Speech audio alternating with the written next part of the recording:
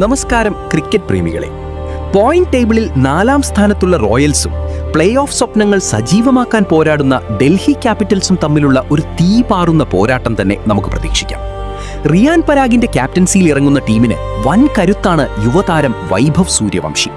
ഈ സീസണിൽ ഇതിനോടകം തന്നെ 400 റൺസ് പിന്നിട്ട വൈഭവ് അവരുടെ വജ്രായുധമാണ്.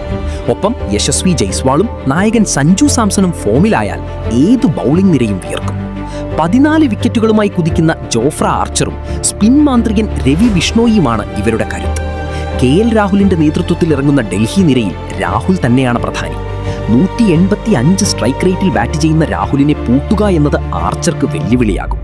കുൽദീപ് യാദവും അക്സർ പട്ടേലും മധ്യ ഓവറുകളിൽ റൺസ് നിയന്ത്രിക്കാൻ മിടുക്കരാണ്.